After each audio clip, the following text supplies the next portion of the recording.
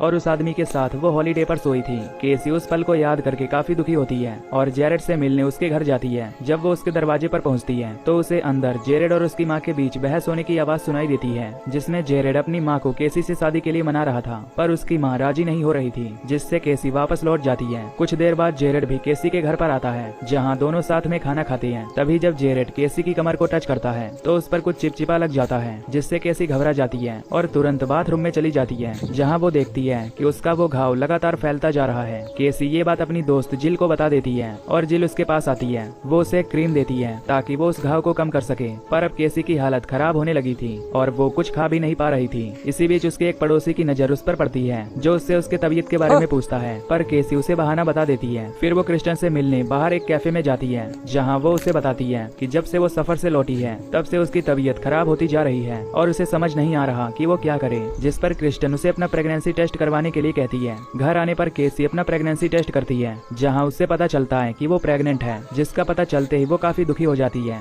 तभी रात में केसी को एक सपना आता है, जहां जेरेड और उसके दोस्तों ने उसके लिए एक पार्टी रखी थी। वहां पर वो सभी लोग एक बच्चे के लिए डिमांड कर रहे थे। तभी केसी के अंदर से एक लाल चीज निकलती है, जो उन सभी पर हमला करने लगती है और सभी लोग उसे कुचलने लगते हैं। तभी ये भयानक सपना टूट जाता है और वो जागकर बाथरूम में चली जाती है, जहाँ वो अपना चेहरा देखकर डर जाती है, क्योंकि अब उसके घाव पर वैसे ही निशान बन रहे थे। तभी उसकी डोरबेल बजती है और उसे पता चलता है कि जेरेड की माँ उससे मिलने आई है, पर जैसे ही वो पीछे देखती है तो वो चिपचिपी चीज हर जगह कमरे में फैल चुकी थी। पर केसी इस पर ध्यान न देकर दरवाजा खोल देती है। तभी जेरेड की माँ कमरे की यह हालत देखकर उस पर गुस्सा करने लगती है और शादी तोड़ देने के लिए कहती है। तभी हम देखते हैं कि केसी अब धीरे धीरे एक कीड़े की तरह बनती जा रही है। उसकी एक पूंछ भी निकल आती है, जिससे वो जेरेड की माँ पर हमला कर देती है और अपने मुंह से एक चिपचिपी चीज उसके मुंह पर फेंक देती है, जिससे जेरेड की माँ का चेहरा जलने लगता है और उसकी काफी बुरी तरह मौत हो जाती है। जेरेड की माँ को मरा देख केसी काफी डर जाती है और उनकी बॉडी को वो बाथरूम में छिपा देती है। फिर वो जमीन पर बैठकर रोने लगती है। तभी वो देखती है कि वो चिपचिपी चीज किसी अंडे की तरह बन रही है। कुछ देर बाद हम जेरेड को देखते हैं, जो अपनी माँ को लेकर काफी परेशान हो रहा था। उसे उनका पता कहीं नहीं चल रहा था, इसीलिए वो केसी के पास आता है, पर केसी दरवाजा नहीं खोलती और उसे चले जाने को कहती है। इस बात से गुस्सा होकर जेरेड वहाँ से चला जाता है। फिर हम जिल को देखते हैं, जो जेरेड से मिलने के लिए उसके पास जाती है, जहाँ वो उससे मिल उसे केसी और उस आदमी की वीडियो दिखाती है, जिसमें वो दोनों इंटीमेट हो रहे थे।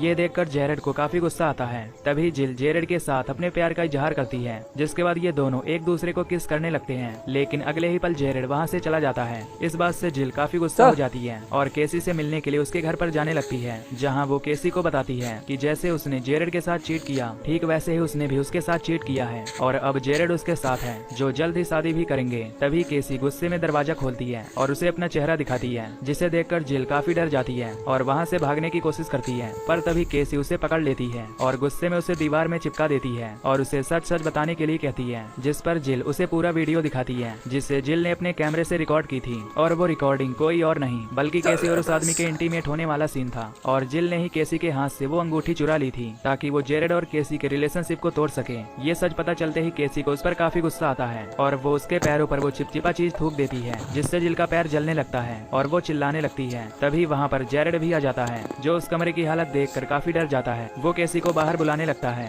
पर जिल की आवाज सुनकर वो अंदर आ जाता है और जिल को दीवार पर चिपका हुआ देखकर उसे वहाँ से निकालने लगता है। पर तभी वहाँ पीछे से केसी आ जाती है, जो कि जेरेड को भी दीवार पर चिपका देती है। अब जेरेड केसी की यह हालत देखकर काफी डर जाता है और उसे उसकी बीमारी के बारे में पूछने लगता है, जिस पर केसी उसे बताती है कि जब वो सफर में गई थी तब एक झरने में ये तीनों नहाने गए थे और तभी उसे कीड़े ने काट लिया था, जिसके बाद से वो ऐसी बन गई है। तभी जेरेड उससे अपनी माँ के बारे में पूछने लगता है, तो केसी उसे बताती है कि उसने उसकी माँ को अपने हाथों से मार दिया है। ये सुनकर जेरेड वहाँ से भागने की कोशिश करता है और जिल चिल्लाकर मदद मांगने की कोशिश करती है। तभी केसी उसे अपनी पूंछ से मार देती है, जिससे जिल की वहीं पर मौत हो जाती है। फिर केसी जेरेड से पूछती है कि क्या वो अभी भी उससे प्यार करता है और क्या वो अभी भी उससे शादी करेगा, जिस पर जेरेड उसे हाँ कर देता है। इस बात से खुश होकर केसी उसे दीवार से बाहर निकालती है, पर इस बात का फायदा उठाते हुए जेरेड उस पर हमला कर देता है और उसे गिरा देता है। पर केसी उसे अपनी पूंछ से अटैक करके जख्मी कर देती है, पर जेरेड भी हार मानने वाला नहीं था। तभी वो एक हथियार से केसी के पीठ पर अटैक करता है, जिससे केसी की मौत हो जाती है। फिर जेरेड वहाँ से बाहर निकलकर भागने लगता है, पर कुछ देर चलने के बाद उसे अपने शरीर में काफी दर्द महसूस होने लगता है, जिससे वो गिर पड़ता है। तभी वो पुलिस को कॉल करने लगता है, पर वो कॉल कर पाता इससे पहले ही वो भी मारा जाता है। अब कुछ दिनों बाद जब पुलिस वहाँ पर पहुँचती है तो वो वहाँ की हालत देखकर हैरान हो जाती है और एक एक करके वो सभी लाशों को बाहर निकालने लगती है। और जैसे ही सारे पुलिस वाले जेरेड की लाश के पास पहुँचते हैं, तभी जेरेड का पेट फट जाता है और उसके पेट से कई सारे कीड़े निकलने लगते जाते हैं जो उन पुलिस वालों को काटने लगते हैं, जिससे वहाँ पर कई पुलिस वालों की मौत हो जाती है। यानी कि जिस कीड़े ने केसी को काटा था वो असल में एक पैरासाइट था जो कि इंसानों पर कंट्रोल करने की कोशिश कर रहा था।